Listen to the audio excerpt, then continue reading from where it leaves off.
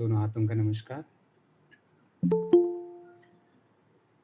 योगेन चित्तस्य पदेन वाचा मलं शरीरस्य च वैद्यकेन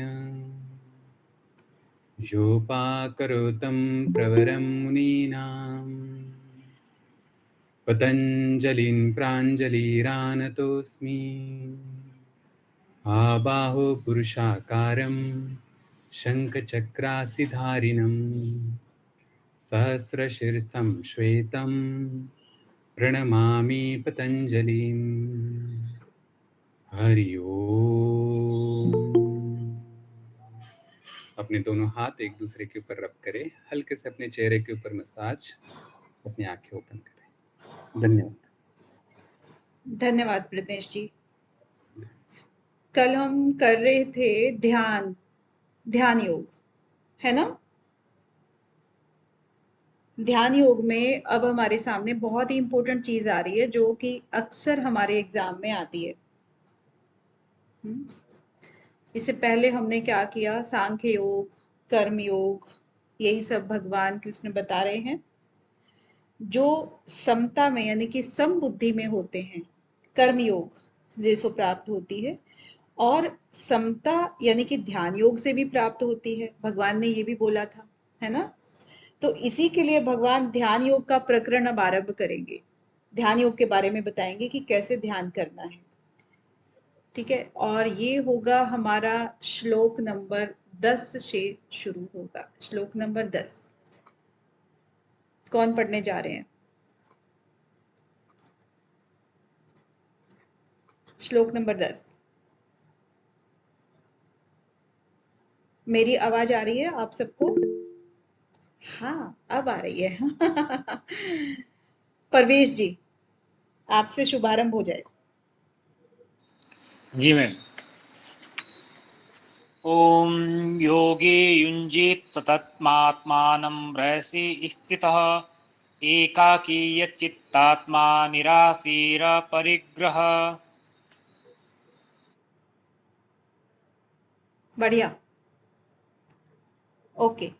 तो क्या कह रहे हैं यहाँ पर कि योगी युंजीत सततम आत्मनाम आत्मानं रहसि स्थितः और एकाकी यत् चितात्मा निराशी अपरिग्रह। तो जो भोग बुद्धि से संग्रह न करने वाला अपरिग्रह, हमने पहले भी पढ़ा है ना। अपरिग्रह क्या होता है? जो हमारे जरूरत की चीजें हैं उससे ज्यादा अगर कोई कलेक्ट करता है, संग्रह करता है, उसको कहते हैं, क्योंकि भोग के उद्देश्य से वो संग्रह करता है, इसीलिए उसको अपरिग्रह कहा है। कि जो अपरिग्रह नहीं करता है, मतलब अपरिग्रह करता है, परिग्रह नहीं करता है, ठीक है। और निराशी, निराशी मतलब कुछ किसी की इच्छा भी नहीं है, इच्छा रहित। और यत चित्तात्मा यानी कि जिसने अंतःकरण, चित्त और आत्मा, ये दो चीजों को हम देखेंगे। चित्त और आत्मा को यानी कि अंतःकरण को और आत्मा को यानी कि स्वयं को उसने यत वश में कर लिया है, ठीक है। और एकाकी है, वो अकेला भी है।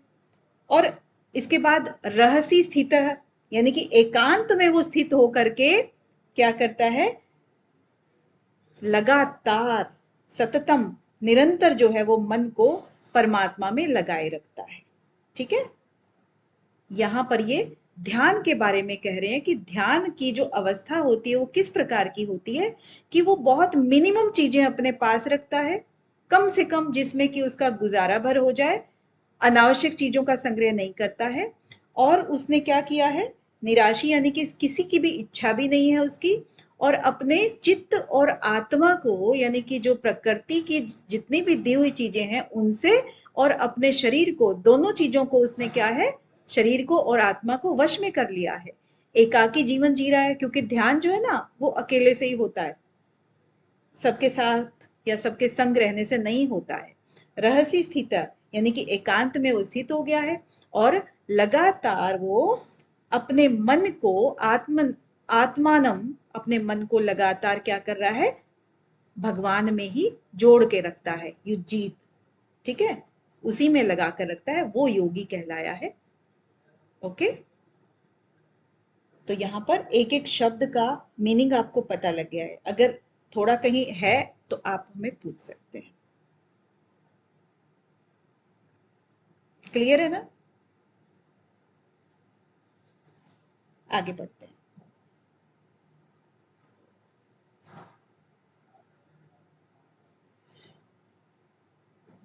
हाँ जी, मानसी जी। जी मैम। शुचो देशे प्रतिष्ठाप्य स्थिरमासनमात्मनः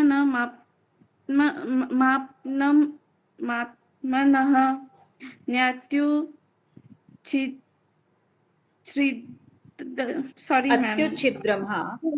चाहिए अत्युच्छिद्रम, हाँ, न अत्युच्छिद्रम, छिद्रतम। नातिनिश्चं अत्युच्छिद्रम, हाँ। चलेदानिकुशतरम। एक्चुअली मैम अत्युच्छिद्रम। मैंने बिल्कुल वो नहीं किया था, ये हाँ। हैंड रेज हो गया था मेरा, हम्म। Sorry ma'am. कोई बात नहीं, कोई बात नहीं। हाँ, उसके बाद चलिए ठीक से कौन पढ़ेगा इसको? पूनम जी। जी मैम। शुचौ देशे प्रतिष्ठाप्य स्थिरमासनमात्मनः नात्युच्छिद्रं नातिनीचं चैलाजनिकुशोत्तरम्। हाँ, चैल अजिन और कुशोत्तरम। अब ये वाला ना आपका इतना इम्पोर्टेंट है कि कहीं पर आपको कंफ्यूजन रह भी सकता है इसमें, और वो कंफ्यूजन को हमें दूर करना है, और अक्सर ये कहीं ना कहीं क्वेश्चंस में आ जाता है। अब क्योंकि ध्यान के लिए देखिए, पूर्व श्लोक में भगवान ने ध्यान के लिए प्रेरणा दी है, अभी प्रेरणा दी है ना, कि जो अपरिग्रह करता है, निराशी होता है, एकागी होता है और एकांत में रह करके परमात्मा में ही लीन रहता है, उसको ध्यान के लिए कहा है कि वो ध्यान के लिए प्रेरणा है, ये सब चीजें ध्यान के लिए की जाती हैं। और ध्यान के लिए आगे क्या कहते हैं कि ध्यान साधना कैसे करें, इसको फिर आगे के 3 श्लोकों में कह रहे हैं। कुछ उपयोगी बातें जो कि फॉलो करनी होती है ध्यान योगी को। शुचौ देशे, शुचौ देशे मतलब देश आपका जो है वो 2 तरह का होता है, भूमि 2 तरह से शुद्ध होती है। एक तो स्वाभाविक शुद्ध स्थान हो गया, जैसे गंगा आदि का किनारा हो गया, हम उसको कह देते हैं कि शुद्ध स्थान है, ठीक है। जैसे जंगल, तुलसी, आंवला, पीपल, ये इस तरह के जो पास में है पेड़ वेड़ होते हैं। एक होता है शुद्ध किया हुआ स्थान, है ना, जो जिसको हम शुद्ध करते हैं, जैसे भूमि को गाय के गोबर से लीप करके फिर जल का छिड़काव करके जहां पर हम शुद्ध करते हैं उसको, तो फिर वो एक शुद्ध किया हुआ, और एक कुदरती जो है ना आपका बाय नेचर वो शुद्ध होता है। तो इस तरीके से 2 तरह से हम किसी भी स्थान को शुद्ध कर सकते हैं। आगे क्या कह रहे हैं? प्रतिष्ठाप्य। प्रतिष्ठाप्य मतलब वहां पर स्थापना करनी है।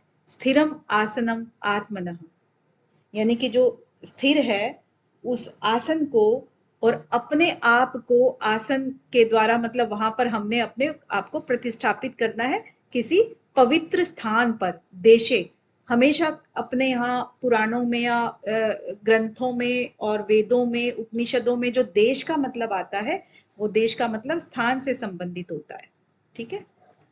तो किसी भी पवित्र स्थान पर अपने आप को हमें प्रतिष्ठित करना है, स्थिर करते हुए। आगे क्या करें कि न अति अत्युच्छिद्रम, न अति नीचम, यानी कि ना तो वो क्या हो, अत्यंत ऊंचा हो, ऊंचा। क्योंकि ऊंचा क्यों नहीं हो? क्योंकि हो सकता है जैसे आ, समतल भूमि अगर होती है तो फिर उसमें अगर चौकी रखी हो, बहुत ऊंची रखी हो, तो वो कभी अगर ऐसे होता है ध्यान में हो, एकदम से कुछ नींद वींद आ जाए, कुछ हो जाए, तो वो गिर के उसका आपका नुकसान हो सकता है, चोट लग सकती है। या फिर कभी कीड़े मकोड़े आते हैं तो उसमें भी गड़बड़ हो जाती है, ठीक है। अति नीचा, नीचा नहीं होना चाहिए, अति ऊंचा नहीं होना चाहिए। और एक इंपॉर्टेंट चीज है चैल अग्नि कुशोत्तरम। तो इसका जो यहां पर दिया हुआ है, ये वाला जो सीक्वेंस है चैल, यानी कि जो भी आपका वस्त्र है, और आपका मृग छाल होती है एक, ठीक है, मृग छाल, और एक हो गया कुशा, ठीक है। 3 चीजें इन्होंने बताई है, चैल अग्नि, चैल अजिन और कुश। तो इन 3 चीजों में अगर हम इसको सीक्वेंस देखें तो ये सीक्वेंस सही नहीं जाता है। कैसे नहीं जाता है? जैसे कि पाठ के अनुसार इन्होंने क्या कहा कि पहले वस्त्र बिछाओ, है ना, वस्त्र दिया है चैल, फिर उसने कहा कि मृग छाल बिछाओ अजिन, फिर कहा कि कुश बिछाओ, तो फिर इसका क्रम आपका उल्टा हो जाता है, यहाँ वस्त्र और यहाँ आपका मृग छाल और यहाँ आपका कुशा। ठीक है, अब घास है, कुशा का मतलब जो घास होती है सूखी वाली, तो वो तो चुभेगी, उसके ऊपर तो आप बैठ नहीं सकते हो, तो यही क्रम को हम उल्टा कर देते हैं। सबसे पहले हमें कुशा बिछानी है नीचे से, फिर आपका मृग छाल हो गया और फिर आपका वस्त्र हो गया। तो इसका भी एक होता है, जैसे कि आपका एक विज्ञान होता है इसमें भी, सब में, क्योंकि जो भी आप ध्यान साधना करते हो उसमें एक आपकी जो एनर्जी होती है, एनर्जी आपकी जमीन में ना जाए इसीलिए हम आसन बिछाते हैं, है ना। और जो मृग मारा हुआ है, शिकार किया हुआ है, उसकी छाल कभी नहीं होती है, अपने आप मरे हुए मृग की छाल बिछाते हैं। और उसमें जो भी आपके हेयर होते हैं उसके, मतलब मृग की छाल के, वो आपके कपड़ों पे ना लगे, इसीलिए उसके ऊपर वस्त्र बिछाने के लिए कहा है, चैल। ठीक है, इसका पर्पज ये होता है, क्योंकि अगर मारा हुआ मृग होगा तो उसकी जो ये छाल है वो आपकी अशुद्ध हो जाती है, अशुद्ध चीज पे हम ध्यान नहीं कर सकते हैं।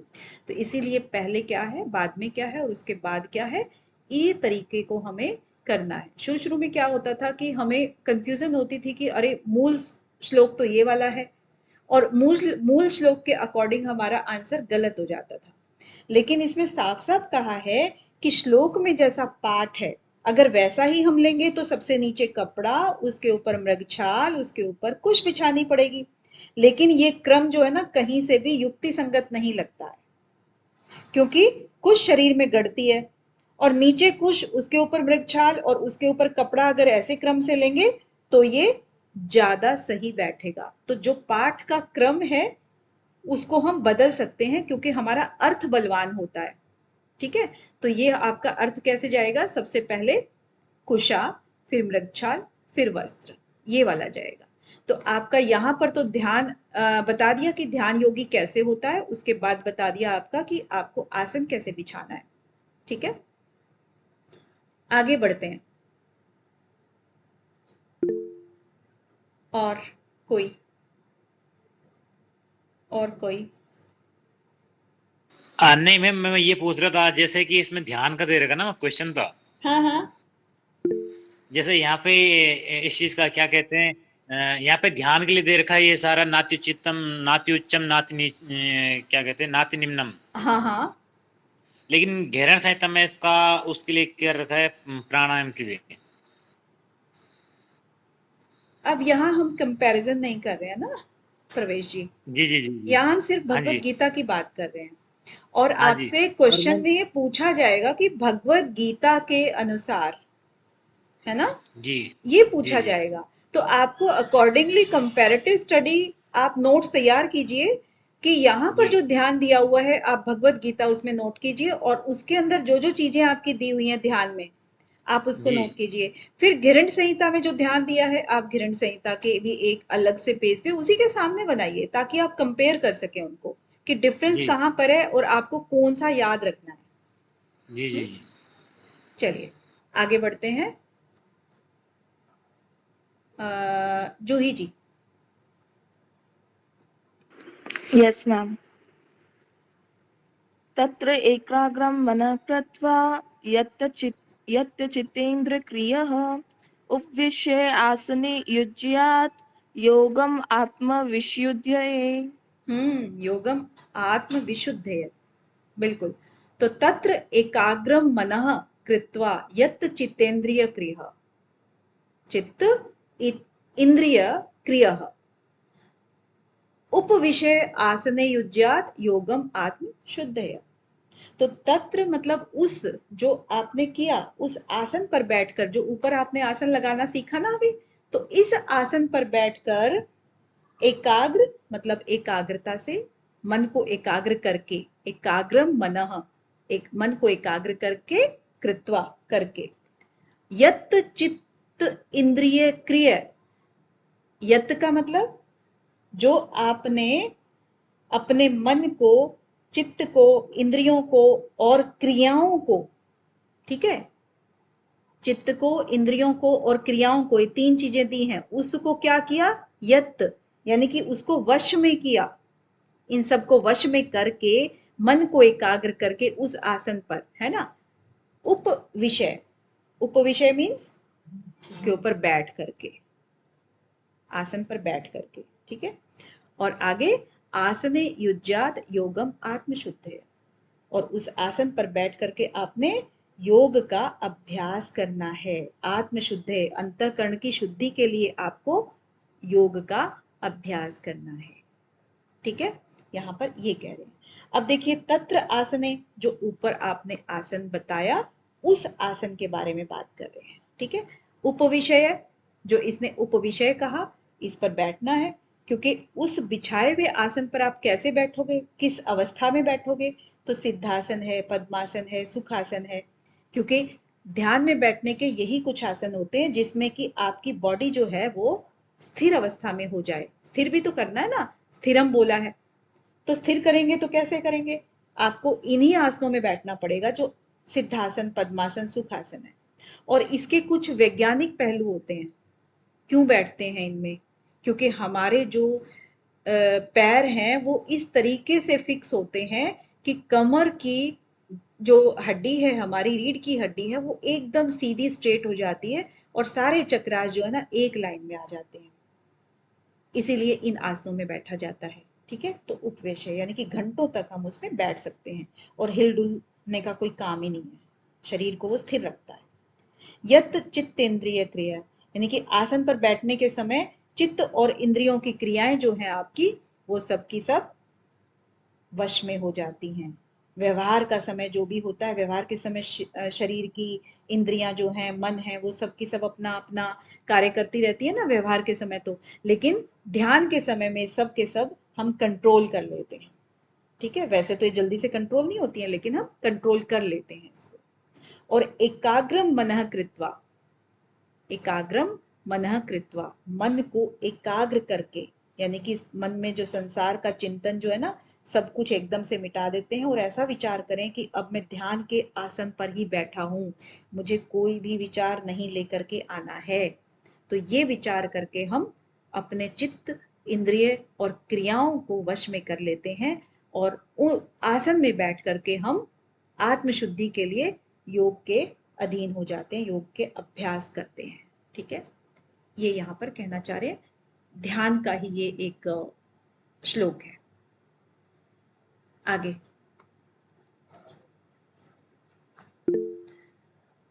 रंजना जी। हाँ मैम। समं कायशिरो ग्रीवा धर्मान् अचलं स्थिरः सम्प्रेक्ष्य नासिकाग्रं स्वयं दिशः च अनवलोकयन्। दिशः च अनवलोकयन्। अब काय इंद्रिय, यहां पर क्या लिखा है, काय शिरो ग्रीवम, काय मतलब शिरो मतलब और ग्रीवम मतलब आप समझ ही गए होंगे, काया मतलब शरीर, शिरो मतलब सिर और ग्रीवम मतलब गला, है ना। हम कहते हैं ना कमर गर्दन सीधी कीजिए, तो वो वही कमर गर्दन है, ठीक है। काया का नाम यहाँ पर पूरा शरीर नहीं है, क्योंकि पूरा शरीर क्या है, वो सीटिंग में बैठा है अभी, तो पूरा शरीर आपका जो ऊपर वाला है ये, इसको कह रहे हैं, ये तो आपके मुड़े हुए पैर हैं, पूरा शरीर आपका रीढ़ की हड्डी जो है ना, इसको स्थिर करना है, इसको करना है यहाँ पर, ठीक है। और गर्दन के साथ में करना है, अब देखो मैंने गर्दन बनाई नहीं है, हाँ, तो गर्दन के साथ में करना है, कमर से गले तक के भाग को यहाँ पर काया कहा है, काया। और सिर जो है उसके ऊपर आ गया, गर्दन को भी हमने उसमें ले लिया है कि कमर गर्दन सीधी। तो यहाँ पर ध्यान की जो अवस्था है, काया, सिर और ग्रीवा, ये सारी चीजें हैं, इनका सबको सीधा रखना है एकदम से, ठीक है। आगे क्या कह रहे हैं, कि धार्यन अचलम स्थिर, तो इनको अचल धारण करना है, सीधे एकदम से समम, एकदम से समान, और अचलम ये चले ना, चलायमान ना हो, स्थिर अवस्था में हो। और संप्रेक्ष, संप्रेक्ष मीन्स इनको देखते हुए, किसको चीज को देखना है, नासिका अग्रम, नासिका के जो अग्र भाग होता है उसको देखना है। और किसकी नासिका को, दूसरे की नासिका को देखोगे क्या, स्वम, अपनी नासिका के अग्रभाग को देखना है। दिशा च अन अनवलोकन, जो दिशाएं हैं सारी हमारी, जितनी भी दिशाएं आगे पीछे ऊपर नीचे जो भी हैं, उनमें कहीं भी कोई भी अन नहीं देखना है और दिशाओं को बिल्कुल इग्नोर करना है। इट मीन्स आपके जो नासाग्र है सिर्फ और सिर्फ वहीं पर आपकी नजर होनी चाहिए, इधर उधर कहीं भी ऊपर नीचे आगे पीछे कोई भी दिशा में आपकी नजर नहीं होनी चाहिए। ठीक है, ये एक आपका ध्यान का पोजीशन बता दिया है। ठीक है, बिछाने और बैठने के आसन की विधि बताकर अब आगे के 2 श्लोकों में फल सहित सगुण आकार के ध्यान का प्रकार बताते हैं। हाँ जी मानसी जी। जी मैम। प्रशांतात्मा विगतभिः ब्रह्मचारी व्रते स्थितः मनः संयम्य मच्चित्तः युक्त आसीत् मत्परः। मत सॉरी मैम। परह, आसीत मत परह। तो यहां पर क्या करें, प्रशांत आत्मा विगत अभी। प्रशांत आत्मा क्या है, जिसका अंतःकरण बिल्कुल शांत हो गया है, प्रशांत। आपको प्रशांत का मतलब बताया था ना, प्रशांत क्या होता है, मतलब एक होता है शांत, एक होता है प्रशांत, यानी कि शांति का भी पूरा एकदम पर्यंत, जिसका अंतःकरण शांत हो गया है कंप्लीटली। और विगत भी, विगत भी जो मतलब भय रहित है, उसको कोई भय भी नहीं है। और ब्रह्मचारी व्रते, और जो कि ब्रह्मचारी व्रत के अंदर है, स्थित है ना, ब्रह्मचारी व्रत के अंदर स्थित है। मनः सम्य, संयम है, मच्चितः युक्त आसीत मत्परः। तो मनः मतलब जो मन का, संयम मतलब संयम करके, यानी कि मन का संयम करके, और मच्चित है यानी कि मेरे चित्त को, यानी कि मेरे में चित्त को लगाता हूं, म चित्त है यानी कि मेरे चित्त में, मेरे चित्त में। अब कौन कह रहे हैं, भगवान कह रहे हैं ना, कि मेरे चित्त में लगाता हुआ, मेरे चित्त से युक्त, मतलब उसी के अंदर ठहर करके वो लगाता हुआ, आसीत मत पर है, और मेरे ही परायण हो जाता है, यानी कि मेरे परायण होकर के वो बैठे। कहाँ बैठे, ध्यान में बैठे। ठीक है, प्रशांत चित्तात्मा से भय रहित होकर के, और ब्रह्मचारी व्रते, और जो ब्रह्मचारी व्रत के अंदर स्थित होकर के, मन संयम है, मन को संयम करके, मेरे ही चित्त में परायण होकर के, मेरे ही चित्त में स्थित होकर के, मेरे परायण होकर के बैठे हो। तो ये ध्यान करने का पूरी तरह से कंप्लीटली अपने ही अंदर उसके चित्त को रोक करके बता रहे हैं कि ऐसे आपको ध्यान करना है। ब्रह्मचारी व्रत में स्थित होकर भय रहित, भली भांति शांत और अंतःकरण वाला सावधान योगी मन को रोककर मुझ में चित्त वाला और मेरे परायण होकर स्थित हो। अब यहां पर देखो, अपनी विशेषता मानने से आसुरी संपत्ति आ जाती है, क्योंकि इसलिए भगवान मत परह कहते हैं इसको, मत परह। मतलब भगवान जो है ध्यान योगी के लिए भी अपने परायण होने की बात कह रहे हैं। भगवत परायणता में भगवान का बल रहने से विकार शीघ्र दूर हो जाते हैं, क्योंकि अभिमान नहीं होता ना, इसीलिए। तो भक्ति की एक अपनी विशेषता होती है। तो इस श्लोक में जो मन और चित्त है, ये 2 समानार्थी हैं। चित्त भी वही चीज है, क्योंकि अंतःकरण का ही पार्ट है ना। तो मन से किसी वस्तु का बार बार जब मनन किया जाता है, और चित्त से किसी एक वस्तु का ही चिंतन किया जाता है, तो इसी चीज को यहां पर कह रहे हैं कि मनः संयमः मन चित्तः। ठीक है, यानी कि मन को संसार से हटा लो और चित्त से केवल भगवान का चिंतन करो, ये बात यहां पर कह रहे हैं। चलिए नेक्स्ट।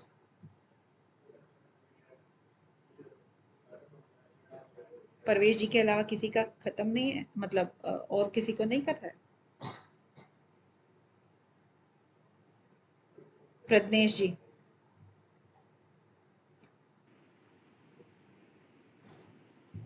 जी मैडम। युजन्नेवं सदात्मानं योगी नियतमानसः शान्तिर्निर्वाणपरमं मत्सस्थामं दिगच्छति।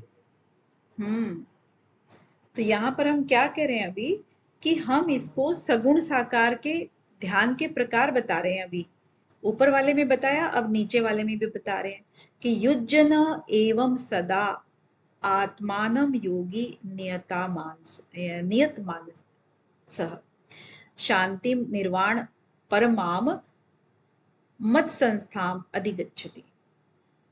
तो जैसे नियत मानसः मतलब जो हमारे वश में किए हुए मन वाला जो होता है योगी,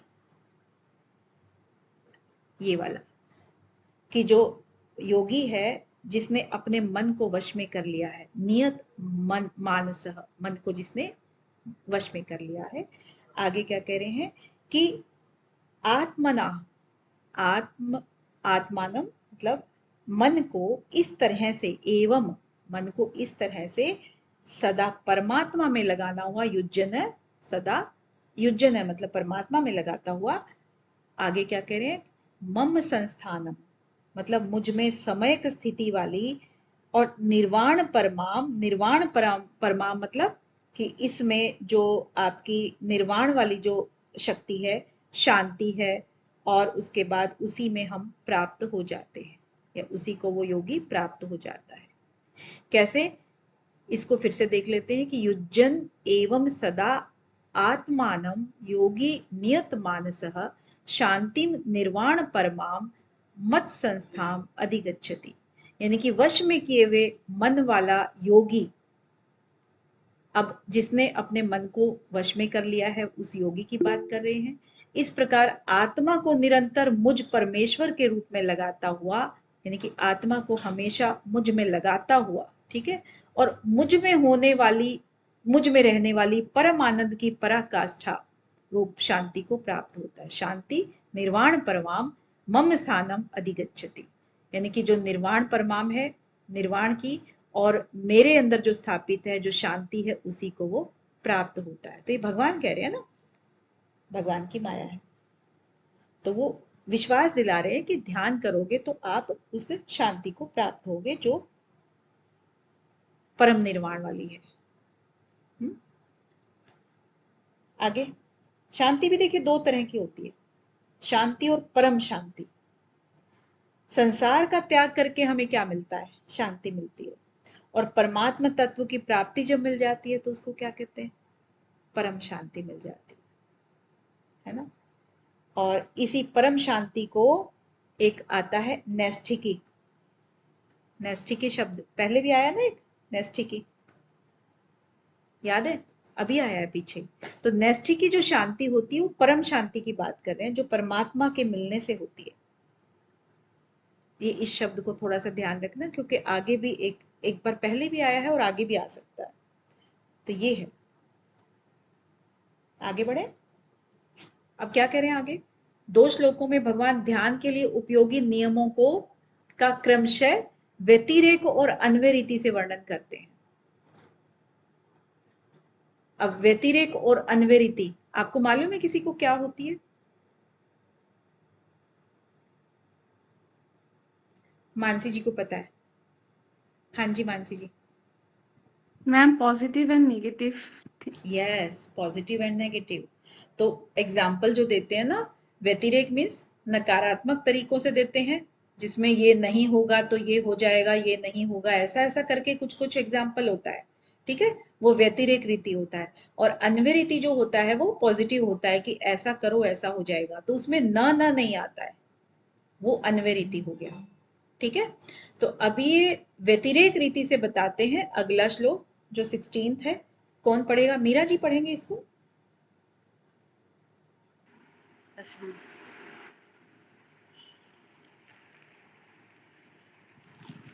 न अति अश्वत्थः तु योगः न अति अष्टतो योगोऽस्ति न चैतन्य न च एकांत मनस्रतः न च अति शीलस्य जागृतो नैव चार्जुनः। हाँ, नैव चार्जुना। तो ये जो 2 श्लोक हैं आपके, ये इतने इम्पोर्टेंट हैं, बहुत ज्यादा। असल में 6 अध्याय जो है ना आपका, बहुत इम्पोर्टेंट है। तो अब ये आपने अगला तो सुना है, ये कभी नहीं सुना होगा, क्योंकि यस चीज मैम, ये एक ही सुना कह रहे हुआ हैं है, दोनों में। 17 वाला सुना हुआ है। हाँ, चीज एक ही कह रहे हैं दोनों में, लेकिन क्या बोला है कि एक में तो ये कह रहे हैं व्यतिरेक रीति से, यानी कि नेगेटिव फॉर्म में, और दूसरे में कह रहे हैं अन्वय रीति से। बात एक ही हो रही है, लेकिन दोनों में अलग अलग प्रकार से हो रही है, इसीलिए दोनों का ध्यान देना जरूरी है। तो न अति अश्नतः तु योगः अस्ति, न च एकांतम अंशतः, न च अति स्वप्नशीलस्य जागृतः न एव च अर्जुन। अब ये क्या कह रहे हैं कि हे अर्जुन, अर्जुन को कह रहे हैं ना, हे अर्जुन, ये योग न तो बहुत खाने वालों का, अश्नतः, ठीक है, न बहुत खाने वालों का, और न बिल्कुल न खाने वालों का, न च एकांतम, यानी कि बिल्कुल भी जो नहीं खाता है उसका, उसके लिए भी ये योग नहीं है, और न बहुत शयन करने वालों का है, न च अति स्वप्नशीलस्य, है ना, न बहुत ज्यादा सोते हैं उनके लिए है, और न सदा ही जागने वालों का सिद्ध होता है, और न जागृत एव च अर्जुन है, न हमेशा जो जागते रहते हैं उनके लिए भी योग नहीं होता है ये।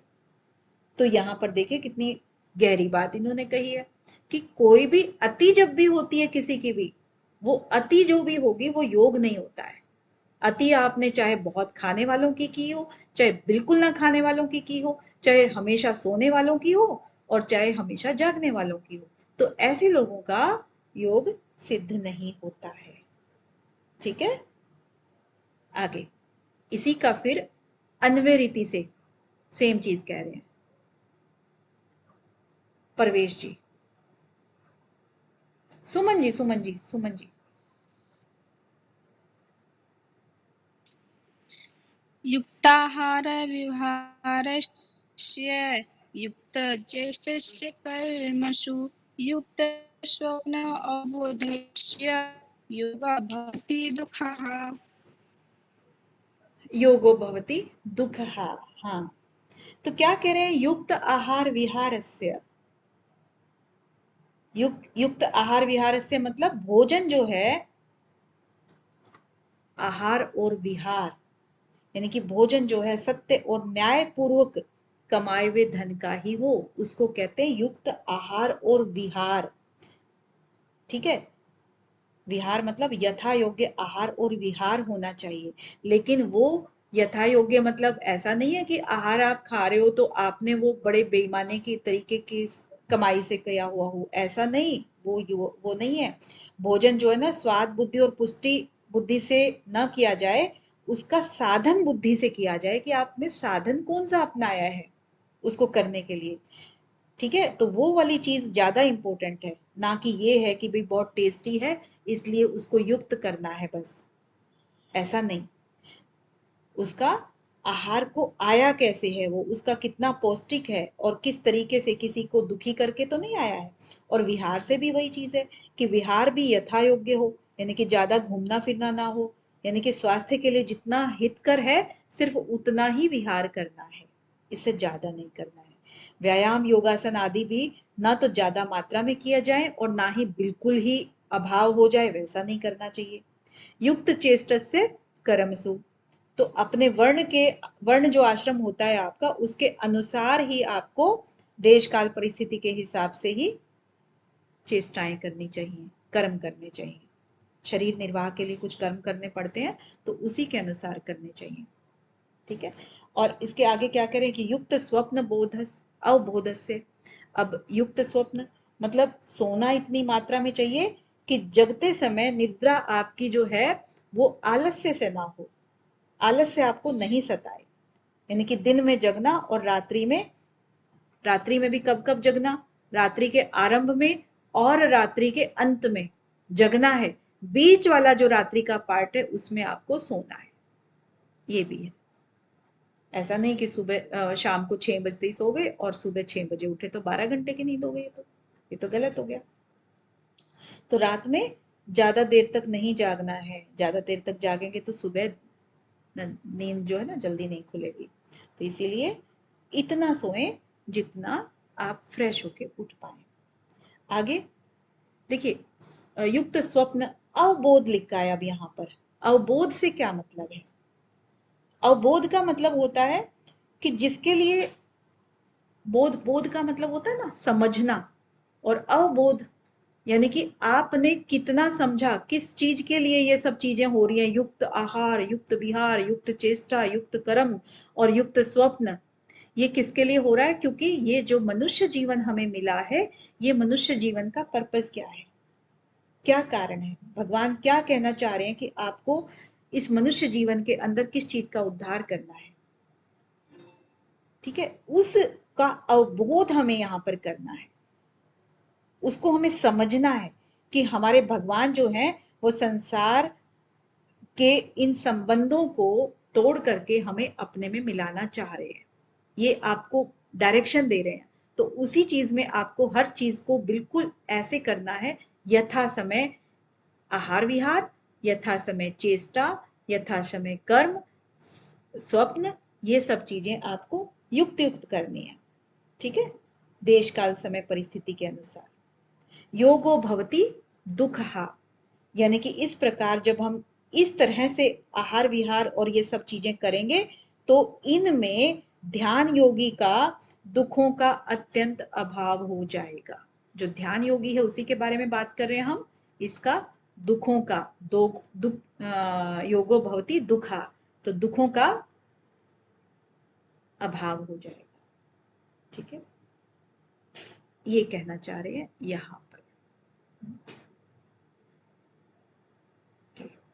आगे क्या कह रहे हैं कि पीछे के 2 श्लोकों में ध्यान योग के लिए अन्वय व्यतिरेक रीति से खास नियम बता दिए। अब ऐसे नियमों का पालन करते हुए स्वरूप का ध्यान करने वाले साधक की क्या स्थिति होती है, ये आगे के श्लोक में बताते हैं। स्वरूप का ध्यान, जी शिवी जी। यदा विनियतं चित्तम् आत्मनि तिष्ठते निःस्पृहा सर्वकामेभ्यः युक्ता इत्युच्यते तदा। यानी कि जो वश में किया हुआ है चित्त आपका, जिस काल में अपने ही स्वरूप में स्थित हो जाता है और सभी चीजों से यानी कि संपूर्ण पदार्थों से निष्प्रह हो जाता है, और उस काल में योगी ऐसा ही कहा जाता है। यानी कि सब चीजों में जो वश में कर लिया आपका चित्त आपने, जिस काल में परमात्मा में भली भांति स्थिर हो गया, उस काल में संपूर्ण भोगों से स्पृहा रहित योग जो पुरुष है वो योग युक्त है, ऐसा कहा गया है, ठीक है। यदा विनियतम, विनियतम क्या होता है? वश में किया हुआ, ठीक है, आपने सारी अपनी चीजों को वश में कर लिया है, चित्तम चित्त को, और आत्मनि एव अवतिष्ठते, आत्मनि मतलब अपने स्वरूप को, और अवतिष्ठते मतलब अपने ही स्वरूप में स्थित हो जाता है। तदा दृष्टु स्वरूप अवस्थानम वाला ही भाव यहाँ पर आ रहा है कि आत्मनि एव अवतिष्ठते, अपने ही स्वरूप में जो स्थित हो गया है और जिसने अपने चित्त को वश में कर लिया है वो, ठीक है, निष्प्रह भी हो गया है, स्पृहा रहित हो गया है, यानी कि कोई उसको किसी चीज से अटैचमेंट नहीं है अभी, ठीक है, और सर्व कामेभ्य यानी कि संपूर्ण पदार्थों से निष्प्रह हो गया है, ठीक है, और युक्त, तो ऐसा युक्त हो चुका है वो योगी है। युक्त मतलब वो योगी हो गया है अब, जो निष्प्रह सभी कामों से निष्प्रह हो गया है, ठीक है, इति उच्यते। और यही चीजें जब जिसके अंदर ये सब चीजें हो जाती हैं उसी को योगी कहा गया है, योग युक्त पुरुष कहा गया है, ठीक है। अब स्वरूप में स्थित हुए चित्त की क्या स्थिति होती है, इसको आगे के श्लोक में दीपक के दृष्टांत से स्पष्ट करते हैं। मैम ये लास्ट वाला वापस समझाइए ना। हाँ ठीक है जूही जी। अभी इसमें क्या कह रहे हैं ये जूही जी कि यदा विनियतम चित्तम आत्मनि एव अवतिष्ठते। अब यदा विनियतम मीन्स जैसे उसने सभी चीजों को अपने वश में कर लिया। किसको? सब चीजों को, चित्त के अंदर जो भी चीजें चल रही थी उस सबको वश में कर लिया। ठीक है, जो अपने चित्त को वश में कर लिया। आप ये कह सकते हो आत्मनि एव अवतिष्ठते, अपनी आत्मा में वो स्थित हो गया है ना। जैसे वो था ना तदा दृष्टु स्वरूपे अवस्थानम, यानी कि वो अपनी आत्मा में ही प्रतिष्ठित हो गया है या स्थित हो गया है। आप इसको ये कह सकते हो। ठीक है, चित्त को वश में करके वो अपनी आत्मा में स्थित हो गया है। निष्प्रह सर्व कामेभ्य, सभी कामों में या कर्मों में वो निष्प्रह हो गया है। सभी पदार्थों से वो निष्प्रह हो गया। निष्प्रह क्या होता है जूही जी?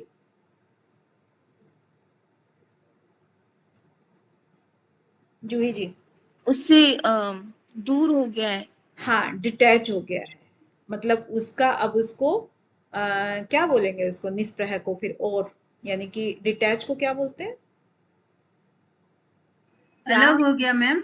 हाँ, अलग हो गया और अनासक्त हो गया। शिवी जी बिल्कुल, आसक्त नहीं है, उसका उल्टा अनासक्त हो गया है। ठीक है, युक्त, युक्त मतलब उसको योगी कहते हैं, क्योंकि जो सभी कामों से पदार्थों से जो अनासक्त हो गया है तो उसको योगी कहेंगे ना, जो अपनी आत्मा में स्थिर हो गया है, स्थित हो गया है। चित्त को जिसने कंट्रोल कर लिया है, वश में कर लिया है।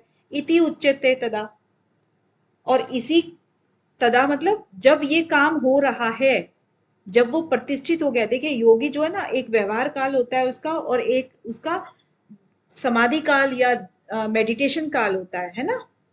तो जो जिस काल में ये सब चीजें कर रहा है वो ध्यान अवस्था जो है, ध्यान अवस्था, इस अवस्था में यानी इस काल में ये सब चीजें जब घटित होती हैं तो उसको क्या कहते हैं? योग युक्त है। वो पुरुष जो है, जो ये कार्य कर रहा है, वो योग युक्त है। ठीक है, ये कह रहे हैं। जूही जी क्लियर है ना? Yes okay, ma'am. ठीक है। अब स्वरूप में स्थिर हुए चित्त की स्थिति क्या होती है, इसको आगे के श्लोक में दीपक का एक दृष्टांत के रूप में स्पष्ट बताते हैं। फिर ये क्या बताते हैं आगे, बताइए जी प्रवेश जी। जी मैम। यथा दीपो निवातस्थो निंगतेषोपमा स्मृता योगिनो यच्चित्तस्य युञ्जतो योगमात्मनः। Very nice. अब ये क्या करें? यथा, यथा मतलब वो एग्जाम्पल दे रहे हैं अभी, है ना। एग्जाम्पल दे रहे हैं किसका? दीपह का, दीपक का। कैसे? कि यदा दीपह निवातस्थ, निवातस्थ मीन्स जो निवात क्या होता है? जैसे कि स्पंदन रहित जो वायु के अंदर जो स्थित होता है, स्पंदन रहित। स्पंदन क्या होता है? जैसे हिलना डुलना होता है ना, किसी चीज का लहरना, स्पंदन करना। तो उससे निवात, उससे रहित। अब वो स्पंदन नहीं हो रही है, वायु स्थान में भी स्थित जैसे दीपक होता है कोई भी, लेकिन उसमें स्पंदन नहीं है। दीपक, उस दीपक की लो के समान। ठीक है, न इंगते सा उपमा स्मृता। न इंगते मतलब कि जो वो जो चेष्टा रहित हो जाती है, और योगम यानी कि योग का अभ्यास करते हुए।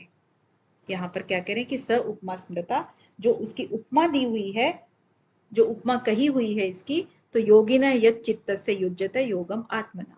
जो योगी की जो चित्त की जो एक वश में करी हुई जो चीज है, उसके लिए दीपक की जो स्पंदन रहित अवस्था है, उससे इसकी उपमा की हुई है। क्या कह रहे हैं कि जैसे स्पंदन रहित वायु के स्थान में स्थित दीपक के लो जो है वो चेष्टा रहित हो जाती है, योगी का अभ्यास करते हुए वश में किए हुए जो चित्त हैं, उसके साथ में योगी के चित्त की वैसी ही उपमा यहाँ पर कही गई है। ठीक है, यानी कि वायु रहित स्थान में जब दीपक चलायमान नहीं होता है, जब वो हिलता डुलता नहीं है, निवात था, हिलता डुलता नहीं है, बिल्कुल स्टे, एकदम से उसकी लो चलती रहती है, वैसी ही उपमा जो है परमात्मा के ध्यान में लगे हुए योगी के जीते हुए चित्त की कही गई है यहाँ पर। लेकिन मैम वायु रहित जगह पे तो लौ जलती ही नहीं है। नहीं, ऑक्सीजन तो चाहिए खैर, लेकिन लो जलती नहीं, मतलब वायु जो चल रही है, तेज वायु जब चल रही है, इसका मतलब हमारे, अगर हम चित्त से कहें तो चित्त हमारा चलायमान होता है उस समय में, वृत्तियां हमारी आ रही जा रही होती हैं। लेकिन यहाँ पर जो दीपक का एग्जाम्पल दिया है, मतलब है खुले में, लेकिन वहां पर वायु का प्रवाह नहीं है तेज, इसीलिए उसको वायु रहित बोला है ना। मतलब वो कांस्टेंट चल रही है, ऐसा नहीं कि वो लहर रही है, कभी बुझ रही है, कभी कम हो रही है, कभी ज्यादा हो रही है, क्योंकि वो हवा का प्रवाह है। और हमारे चित्त में भी कहते हैं ना, चले वाते चले चित्तम, तो सेम चीज है ना, कि जहां पर हमारे चित्त की वृत्तियां प्रवेश नहीं कर रही हैं, तो चित्त हमारा स्थिर हो जाता है, ध्यान में बहुत अच्छे से लग जाता है। इसीलिए इसका दीपक का एग्जाम्पल दिया गया। निवात, मतलब वात जो होता है, वात को हम क्या कहते हैं, वायु है ना। वायु। और नी मतलब जो वायु रहित स्थान हो गया, उसको कहते हैं निवातस्थ, यानी कि जो वायु रहित स्थान है। वायु रहित का मतलब आप बिल्कुल ऐसा मत समझिए कि सारी वायु निकाल करके आप दीपक जला रहे हो, मतलब आप कमरे में जला रहे हो तो वहां पर पंखा बंद करके चला रहे हो तो वायु रहित हो गया ना वो, उसमें कोई ऐसा बह नहीं रही है हवा। ओके, तो जिस अवस्था में पूर्णता प्राप्त होती है, उस अवस्था में आगे के श्लोक में स्पष्ट वर्णन करते हैं। हाँ जी, आज का लास्ट है ये, बताएं कौन करेगा। जूही जी। Yes ma'am. यत्र उपरमते चित्तं निरुद्धं योग सेवया यत्र च एव आत्मानं पश्यन् आत्मनि तुष्यति। हाँ, पश्यन् आत्मनि तुष्यति। अब क्या कह रहे हैं कि योग सेवया, यहाँ पर जो कह रहे हैं योग सेवया, यानी कि योग के अभ्यास से, यानी कि योग का सेवन करने से क्या होता है। यत्र, इस अवस्था में, जो हम ये अवस्था कर रहे हैं, इस अवस्था में निरुद्धम चित्तम, निरुद्धम चित्तम, चित्त को हम निरुद्ध कर देते हैं। और निरुद्ध करने से चित्त क्या हो जाता है, उपराम हो जाता है। ऊपर मते, उपराम हो गया है, यानी कि चित्त जो है ना, हम इन सब चीजों से उठ गया है, जो चित्त की वृत्तियां जिसका स्वभाव है उससे वो ऊपर उठ गया है, उपराम हो गया है। आगे क्या करें, यत्र च एव आत्मनः, और यहां पर जिस अवस्था में ऐसी स्थिति हो गई है, तो आत्मना मतलब अपने आप से, अपने आप को देखता हुआ, आत्मना आत्मानम, अपने आप से अपने आप को पश्यन देखता हुआ, आत्मनि तुष्यति, अपने आप में ही वो तुष्यत हो जाता है, संतुष्ट हो जाता है। क्योंकि चित्त के अंदर अब कोई भी वृत्ति नहीं है, वो निरुद्ध अवस्था में है, क्योंकि वो योग के अभ्यास में अभी कार्य कर रहा है, योग का अभ्यास कर रहा है। उसमें चित्त जो है ना उपराम हो गया है वृत्तियों से, और उस अवस्था में अपने आप से अपने आप को देखता हुआ वो अपने आप में ही संतुष्ट हो जाता है। यानी कि क्या कह रहा है कि अपनी जो अवस्था है उसकी, परमात्मा के ध्यान के अंदर जो शुद्ध हुई सूक्ष्म बुद्धि है, उसके द्वारा परमात्मा को साक्षात करता हुआ सच्चिदानंद घन परमात्मा में ही संतुष्ट रहता है। तो ध्यान योगी का ये आपका क्या है, स्पष्ट वर्णन करते हैं उस अवस्था का, जिस अवस्था में वो अभी चल रहा है।